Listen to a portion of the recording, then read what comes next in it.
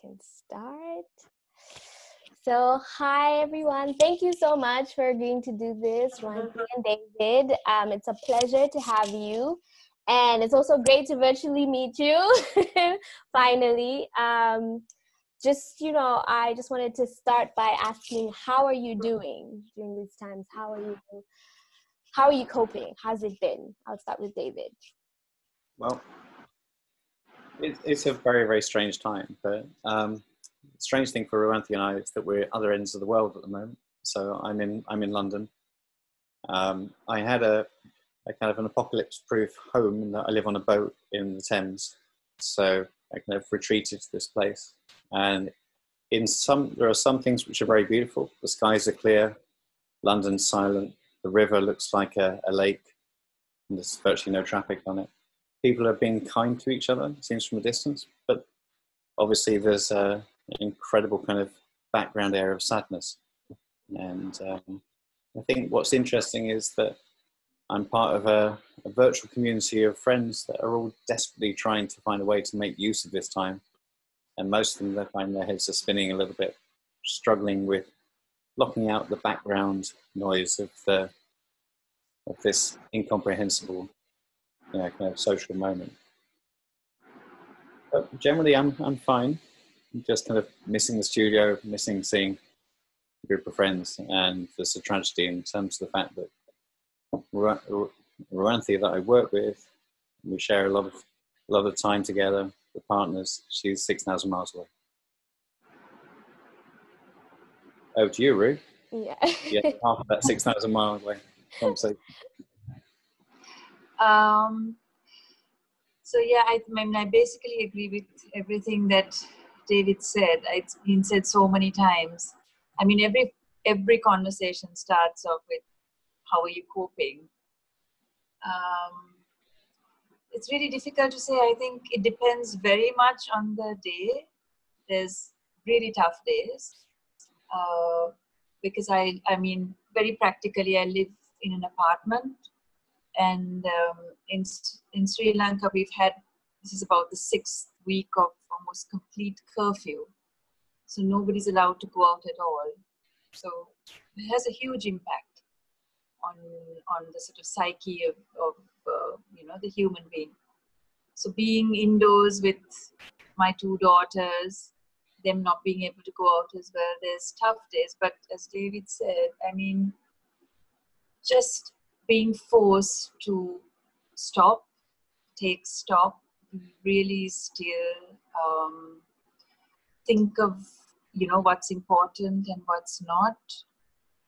Think of all the things that you can lose so quickly.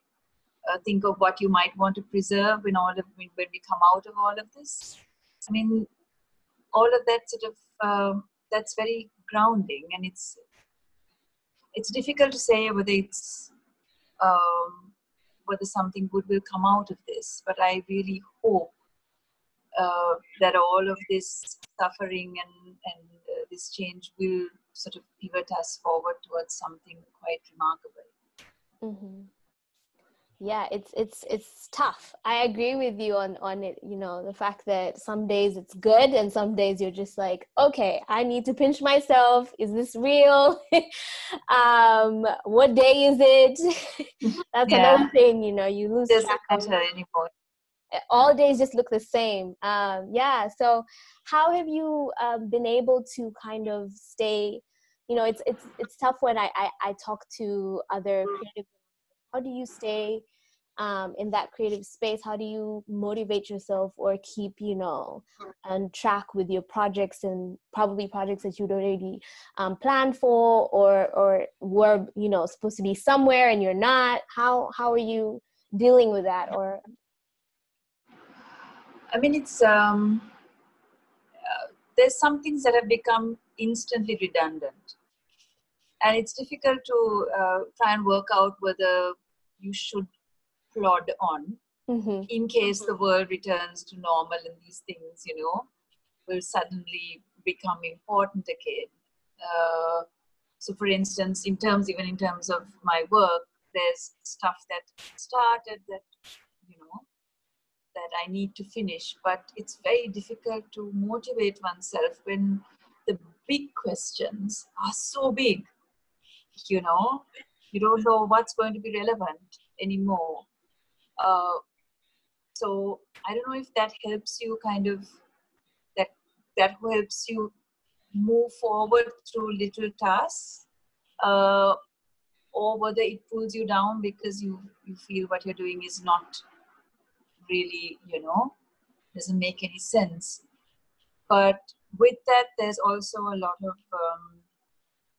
sort of searching big questions. You know, what is life? What is art? Who are artists? What's, you know, what's the responsibility and role of artists, especially people, you know, in theater who work with bodies, etc. David and I work together, you know, how do we collaborate? How do we bring communities together? All of these big questions as well. So it's a kind of a strange mix of big and little, not knowing what is big, not knowing what is little, not knowing what is useful, not knowing what is not. But as you said, you kind of take it a day at a time.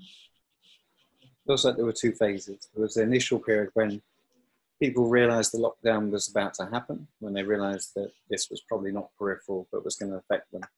And there was a rather rapid, tragic week when all of the artists and people that I knew started putting out announcements of their shows being postponed, exhibitions closing, performances cancelled, things being deferred and made ambiguous. And there was just people's diaries, these people that had often seen themselves as essentially part of an international community, involved very much in engaging in public events in ways in which would bring people together, suddenly saw their future just become ambiguous rather than being mapped and punctuated. And the momentum, which sometimes we kind of complain about and sometimes we're desperate for to give us kind of meaning in our lives, just suddenly it suddenly opened up as being this kind of strange, ambiguous, empty space. And I think what happened was that there was a initial panic, which was about the same time that the world panicked about buying too much toilet paper and too much dried pasta and that kind of thing, was where people kind of were unsure whether they needed to respond immediately to fill that gap, or whether they should kind of essentially retreat and kind of see it as a storm that's going to pass and think, okay, you know, I'm going to nestle down and come back as the same person I was before. There were 1,600 proposals for a tiny BBC commission, and there was like 7 days for people to put together a proposal. And 1,600 artists put in a proposal in 7 days, and that was just one of thousands of things out there that people spotted. And the strange thing is that all of these artists, probably before they'd had a chance to digest what had happened, felt a need to respond. Partly just to, in a way, prove that they were still artists and they were still there, when all of the external proof and the structures which helps validate as kind of alleviate the anxiety that you might have in the rehearsal room or the studio by having a public audience dropped away. And then I think there was a period where people thought, okay, I'm going to learn a new musical instrument, I'm going to learn a new language, I'm going to have a bit of time out and maybe update my website that I haven't done for a year and a half, or try and archive something. And everyone kind of like got in the books and signed up for the language classes and then realized they couldn't concentrate. And there was this weird thing of not really being able to pin down what it is, how to structure a life like that. Because it wasn't you were given 4 weeks off and you knew you had to plan your 4 weeks to do something. It was that people started seeing it stretch. And you started thinking, okay, maybe this isn't a gap, a storm that's passing, but maybe it's just that the climate's changed. The world is different, and we need to begin to think about the world outside as well as the world inside. And I'm gradually seeing people now just all wrestling with the same challenge of how do you picture yourself in the future, and how do you decide what it is that's meaningful now that you should be looking at doing, which involves not just an immediate response, but actually kind of like something which would relate to the way we worked before, where you'd absorb things, you'd be aware of what's going on, and you'd be trying to think about how you might develop a considered thoughtful way of engaging with these things. So allow yourself to breathe, pace yourself, and think about how it is that you might be able to find a voice that's relevant to something which is so unfamiliar. Exactly. I think the pressure is on how to deal and how best to deal. I've seen so many people put up the perfect lockdown, you know, timetable, and everybody, and I'm just like, everyone is different. What works for you might not work for me or for somebody else. And I think it's that pressure to leave lockdown and have like a certificate of what we accomplished. And if you didn't, then you didn't do it right. And that's also one thing that's crazy, is like, there's a right way to go through something that none of us have gone through before. And it's very peculiar on the pressure standpoint. But now talking about your projects together, I don't know who wants to take how exactly did it start, and then maybe talk about what projects you've been up to before Corona, and then also post Corona.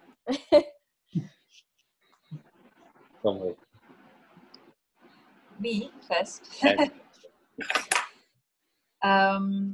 So David and I started working together roughly about 5 years back. So we come from two different disciplines. We're roughly the same age. We've been working in the arts more or less the same amount of time, now close to sort of 20 years. So I come from the theatre. I'm a playwright and a theatre director, and David's a visual artist. He started as a painter, and now he's a visual artist. And we met 5 years back.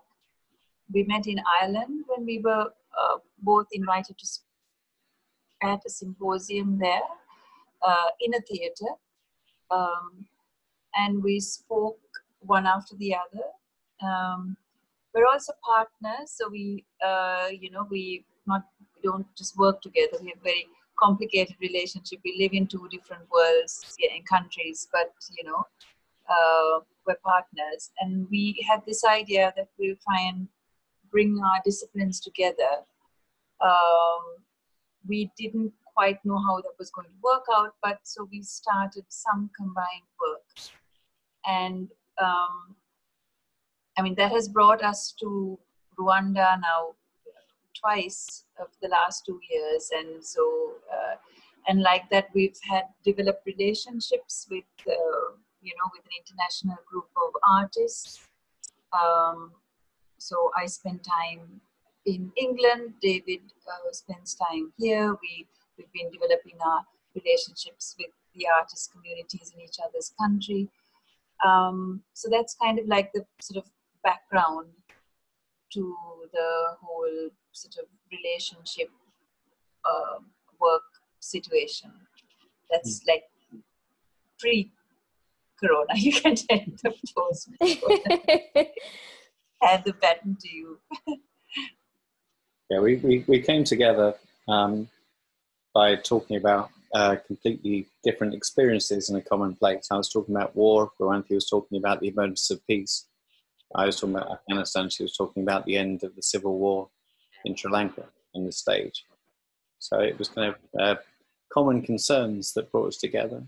We ended up making artwork before we kind of saw ourselves as a couple, and remotely made our first artwork together, where we wrote it. I persuaded Ruwanthie to take time out of the things that she was doing to write a script for a visual art project that I wanted to do, but I didn't have the knowledge or the competency to write a script. So I asked her to do it, and she insisted she would, but only if I collaborated. So via Skype, using Skype chat, not actually speaking to each other, but just typing, we wrestled for hours and hours through the night, trying to work up something which I would then film, and she would eventually see the output of that about a year later. So we ended up making our first artwork, a mirror project, without meeting, without speaking to each other, without seeing each other through FaceTime or anything else. The weird thing was that the first time Ruwanthie heard the words that she'd written, it was seeing the recording of an actor reading those words back in a visual art installation. So we worked on visual arts projects where she's changed my practice by encouraging me and emboldening me to work with live actors in kind of recorded installations. And we've kind of come up with 6 of these now. But we're also, Ruwanthie invited me into her world in terms of theatre, where I collaborated on a piece called Thought Curfew, which was shown at Ubumuntu 2 years ago.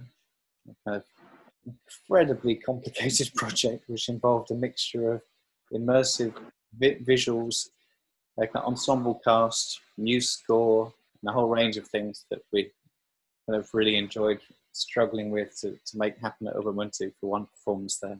And then last year we worked on a project called Motherwall, and we'd always imagined this year we'd try and do the 3rd in this kind of series of performative projects for Ubumuntu. The interesting thing is that as we've gone along, the visual arts projects, the theatre projects, they've kind of also given us a kind of set of principles and sort of ideas for how you can open things up across disciplines, between people, different communities and different perspectives. And we tried to open up that to kind of curatorial platform, work with other artists and brought them into projects where we put on exhibitions, conferences and other things and try to invite people in. So we have now a kind of a sort of amorphous organization stroke project where we try and bring all sorts of artists and thinkers together, but we still have our own practice.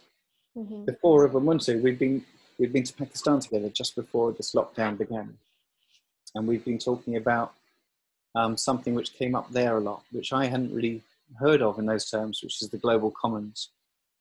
The idea of things which couldn't be owned, which people had to share, which it seems as a technical term, involves the, kind of the open sea, where everybody needs to be able to travel through it, but nobody can really own it. The atmosphere, although people claim airspace, people fly through each other's air. Space, which currently, despite Trump's best efforts, I think nobody quite owns it yet. And then there is the internet, which is another area where we all travel through, but we hope that whoever owns it can't really control whether we can pass. And that seemed like a really interesting thing for us to try and look at. Our last project in Rwanda was focused on a wall dividing a mother from their son. And we were thinking about, the shared space, this area which maybe nobody could control, as being a place to look at for our next play. That was before we'd imagined that the shared ambiguous space might be the only space we could inhabit together. But I think for Ubumuntu, if we can just clear our heads enough, that seems to be a really sensible territory to try and explore within the live streamed festival, within the debates, looking at what it is that unites people and maybe equalizes people. It's the thing which doesn't rely on visas, it isn't advantaged necessarily to be in the global south, the global north. You're left really with something where we all have a similar presence and where it has to be negotiated collectively. So I think with a bit of luck, for Ubumuntu, we will have something meaningful to add in this trilogy of plays, but also which seems relevant to this very, very strange format that we're going to be involved in producing for. Mm-hmm. Exactly. I think what you said on how we really didn't see, I think you understand the importance and how the internet is so vast and incredible. But I think during this lockdown is when everyone kind of looked back and was like, well, wow, because if it wasn't for the internet, we wouldn't be able to know how we're all coping or how we're all, getting through this lockdown period, and just bringing us together and allowing artists to have a platform to express themselves. I think they did before, but I feel like at this point it was more, for some, it was a lifeline in order to continuously kind of do something that brings so much meaning to their life, and them not being able to do it would be so constricting. So having the internet and video platforms that help them get through that, it's quite it's quite something. And you mentioned how you both of you did your first project together. That sounds very lockdown-ish. having to and having you know, being in two different countries miles apart, how has it changed how you're collaborating now with lockdown, or is it similar? It's like, I want to know how you're working on projects, or if you're working on projects, or still. It's difficult. It's in some ways we should be well equipped for this. You know, we've got history of kind of wrestling with the complexity of having to rely on the virtual space. But it's difficult, isn't it? If you know you can meet in the open sea, then there's a romance to that. You know, both of you sail out to the middle of the ocean and you will find each other there. If you know that you'll never be able to bring each other to each other's port or back to land, then there's a poignancy, and when as the lockdown kind of began to creep in and we realized that we both have children, we weren't going to be able to end up in the same place. You know, even though we're comfortable with that kind of migration backwards and forwards, the ambiguity about when it's possible to actually transition through and to actually, you know, kind of complement the virtual space with the real landscape that we normally kind of meander so freely through. It meant that the virtual space seemed different. It seems, even though we're familiar with it, it doesn't feel like an easy place to inhabit without the knowledge of how you're going to complement that with all the other things which feed into it. But we have been planning for projects. We've been applying for grants. We've been kind of mapping out possibilities, and we've been trying to get ourselves into a position where we can wrestle with the actual nitty-gritty of the producing creatively something for public. But it's interesting. You think it would be the easiest thing in the world. It's actually much more complicated than. Yeah, it's strange because however difficult it was, and it's been difficult. It's been long distance relationships are anyway difficult. So five years. But what's been interesting with the whole lockdown is that the space that we had for us, which was very different to everything else, though it was inadequate, it was a kind of a protected space. Now the entire world has joined us in that space. Yes. So it's exhausting because everybody, at least I imagine 30 times a day looks at their phone and goes, oh God, not another phone call. Can't do it, can't watch, can't do it anymore. So that's quite a challenge. When all of the world has sort of entered that space and there's that sort of fighting for, significance there. That's been quite a challenge. I just wish we'd done the manual before so we could at least we could have become sort of stars of sort of lockdown. Just post publish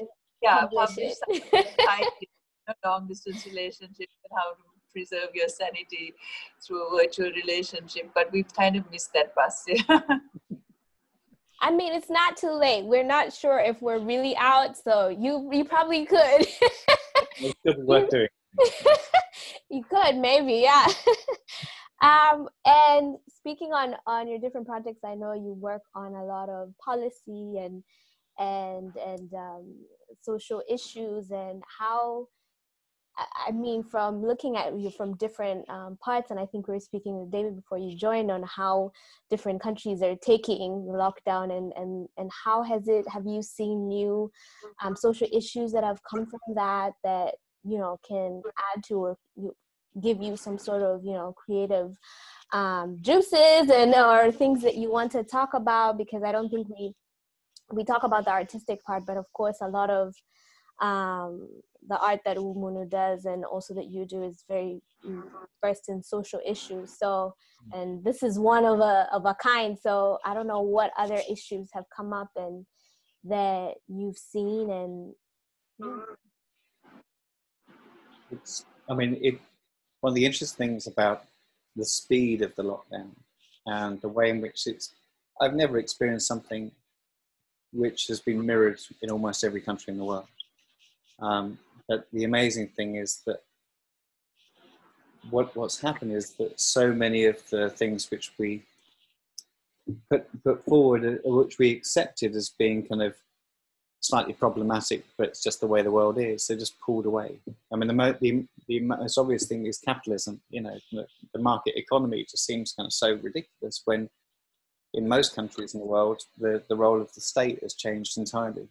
At least temporarily, the state has become the thing which is keeping people alive.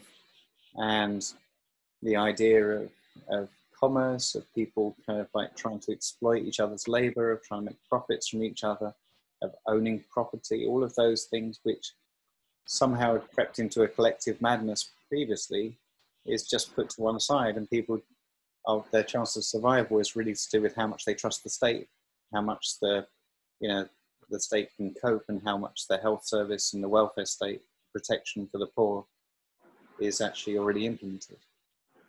It provides a kind of an amazing kind of perspective to look back at the systems that we tolerated and the possibility of questioning everything from universal basic income to nationalizing healthcare in places like America. I think it will raise issues and allow people perspectives to be critically aware of things that they may have simply assumed were not on the table for negotiation in the past. But for me, the biggest issue that's probably emerging is the relationship between citizen and state. As the lockdown comes to an end variably in different places and then begins again and then comes to an end again, as it may well do for the next 24 months or until a vaccine is developed, the role of the state and the citizen in terms of how much the citizen accepts a new contract with the state in order to claim any level of freedom which they are so desperately desiring through the claustrophobia of lockdown is going to be really interesting. In Britain, as in many other countries, obviously China started this, the idea of kind of actually sharing your health data, your movement data, all aspects of kind of your identity, and allowing the government access to that, and also that being something which is possibly a passport to leave your own home. It raises issues about human rights for individuals, about what happens if you're stateless, if you're illegal, if you're a refugee, if you don't want the government to know everybody you meet and all the social circles you're part of, if you're part of a dissident political group, these kind of things, which are probably the shift in terms of that relationship may be faster than the ethics and the normal kind of political discussions around that could be. And I think how much we trust our governments, how much we accept that the paternalistic relationship of giving up our individual privacy in order to be protected by our governments is something which you might see locally after a terrorist attack.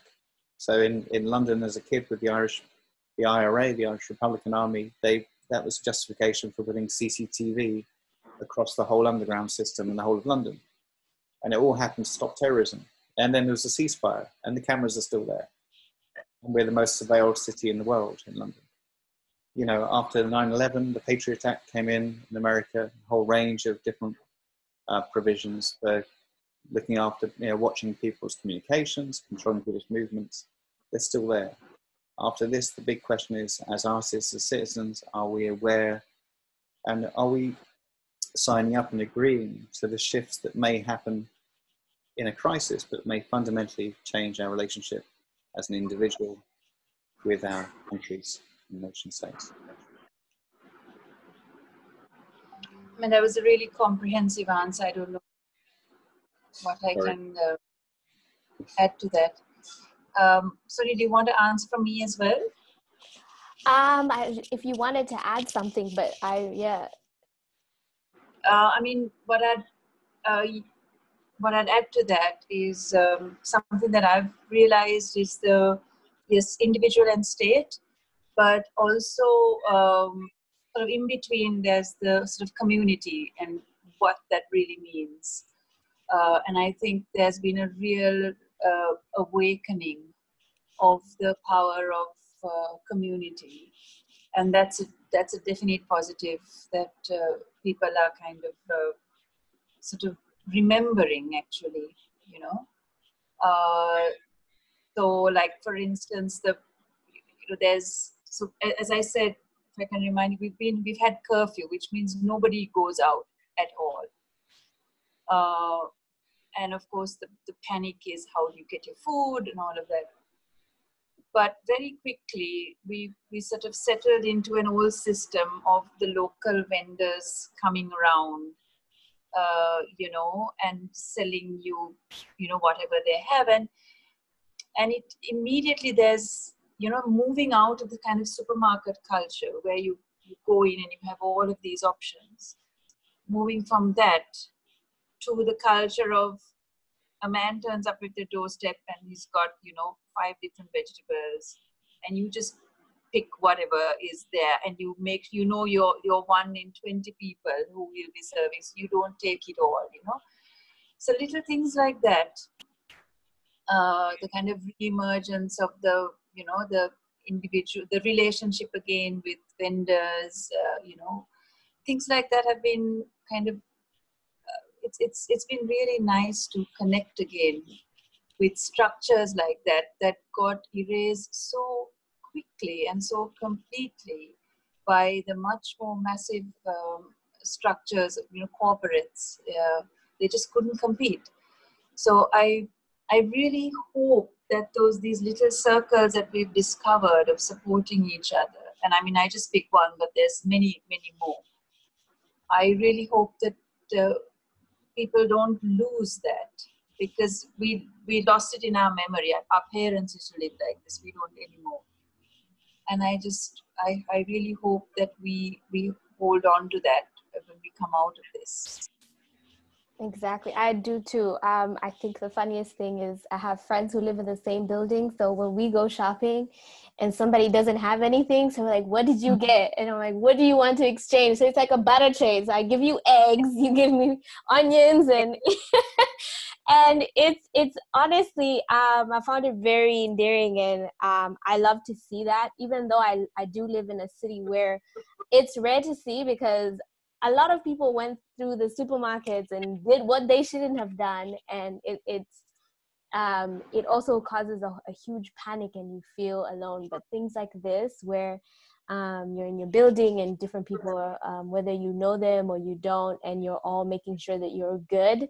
Yeah, it's I think that a lot of people say all the conversations start with how are you doing, but it's good because most of the time before that, no one was really checking for how you're doing. They wanted to find out if they're calling you for a reason, and they get into the reason immediately. So I think that I would say that's the good part of it. Yeah, so just to talk about social media, what do you think are in your ends of projects together? How will you be putting in incorporating social media in any way? I know a lot of artists are thinking of that moving forward post-corona, because of how during lockdown it has been, and the internet has been the thing that's held us all together and sane. So in your future projects post-corona, are you thinking of collaborating and having that in your projects, and how you express or disseminate those projects to the world? It's never been a natural environment for me.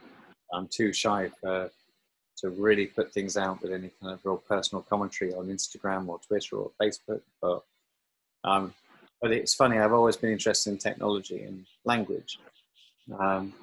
We have effectively used social media within curated projects. We've tried to make sure that we have a shared archive which appears online, and it's clear at times like this that there needs to be a focus on developing new collaborative tools, new ways of presenting work and kind of getting critical feedback, and ideally new tools for kind of actually challenging the neutrality of existing platforms. using Zoom isn't neutral. It changes the way we speak, the way we look at each other, the way we hold ourselves, what we feel comfortable saying. In the same way as it isn't neutral to show your artwork in a gallery, it always actually is doing more than simply offering a neutral white cube. The internet platforms all lend themselves to certain forms of expression, and those don't comprehensively represent the nature of our experience. So I think one of the interesting things about hearing Ru talk about this kind of community, the hyper-local experience, which I think many of us are having, where, actually you're entirely dependent on a tiny group of people for your, feeling like a human being, where they recognize you, where you actually you care about them and you feel cared about. And that running in parallel with the only form of shared real mass expression being based on images and video and sound through screens. It's interesting because obviously we become more aware of the disconnect, the things that we can't share through those platforms, the feeling of isolation, mortality, the kind of feeling of beauty, being overwhelmed by a sky or a landscape, or feelings of insecurity. And I think what might be interesting is, after we've all made our best attempt to make an artwork about the experience of being on Zoom, or we've come out with kind of like how to make our Instagram feed represent the strangeness of our empty cities, then we will probably be looking in the same way as we might with public art, with theatre, with visual art, to also think about what is it that artists can do to kind of challenge the limitations of these platforms. For me, the important thing is making sure that we kind of keep ourselves active and thinking hard, but also trying not to accept the limitations of the platforms that we're given. So I have a very sort of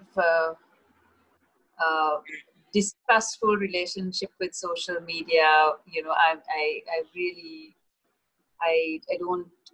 really don't function well within it at all. And even, in terms of technology, I'm a bit of like an idiot. So it's a real struggle for me. Yeah, so I mean, it has to be embraced. I think for me, what the medium is a challenge that, I mean, ultimately, I think an artist will get around the medium and produce something. I think the bigger question for me is, if I can circle back to something that David said right at the beginning, is it important to say something immediately, or is it important to hold back, watch a bit, and try and understand things before you come forth with a sort of a proclamation? And that's a very interesting sort of tussle, and I have that within me, because especially when there's so much being said all the time, and you're an artist and you think you need to say something now, otherwise you're going to be redundant. But also there's another part of you that's saying, no, wait, if this has taught us anything, it has taught us that things take time, and it's good to be a little patient, to try and get a bit of perspective and not rush, to say what you want to say immediately. In a way, it's this conflict between the urgent and the important. There's a lot of really urgent things right now, and it's good to acknowledge that, but it's also good to keep your sights on what's important. And it may be what's urgent is important as well, but it may not be. So I think the real tussle for me is trying to find that balance, and trying to understand what it really means to be an artist during this time, when actually a lot of people are really very super creative. They have a lot of artistic skills, and there's a lot being produced online also. So then what does it really mean to be an artist in a situation where there's a lot of creativity? Mm-hmm. So is everybody an artist? If you claim to be an artist, what should you be doing that's different? you know. So it's sort of more, it's stuff like that's really occupying my mind. Yeah, I totally I see where that is, because I think a lot of people, because of all the noise and seeing everything, they feel the need to also have to express and share. And also, yeah, it's very important to know exactly when to share and when you should look back and see if you have even something. I think finding your voice and finding your uniqueness, because what happens is, I guess also with social media and virtual, you know, platforms, is things, everybody is sharing more or less the same thing, or, and whether you like it or not, sometimes what you see and you visualize, it inspires you in a way you probably weren't thinking about what you saw, but it will also come into what you produce. And then it's more or less the same thing, because we're all fighting to stay stay relevant. And and that's the biggest thing, is in everything, in all the manuals and the lockdown, how to do so, is just how to stay relevant post lockdown, and how to, you know, show that I did this, and so I'm still relevant, I can still come and get this job or do this, and at a time when we are uncertain on everything, it's different from when you know how tomorrow is going to look, but we really don't know. Yeah, so I loved those answers, and I think even the artists should definitely take a step back as well. I mean, there's pressure to create, but also we should have pressure to sit back and think and find ourselves. I think also that's the most important thing around this time. We have all the time. We need to at least, you know, find ourselves. So at least my thing is, I leave and I'm like, I know myself. I should know myself. I was with myself for 6 weeks. So I should know myself by now. Yeah. So thank you with that. Thank you so much. This was very enlightening. I totally love the conversation and answers, and I think a lot of people will watch and listen, and of course take what they can from it, but also feel inspired and kind of have, I wouldn't say a blueprint, but know that, you know, there's a lot to it, and it's okay to kind of breathe and step back and find yourself and who you are as an artist. Thank you so much, David and Ru. And Thank you. I hope everything keeps going well. I hope we're able to leave our houses, and I hope you guys are able to see each other soon. Thank you. All right. Have a lovely evening. I don't know. It's not evening in Sri Lanka, is it? No. It's night. It's night. Okay. Night. But it's evening in London. You can see from the light through the window. It's a beautiful day. Yeah. All right. Thank you so much. Okay.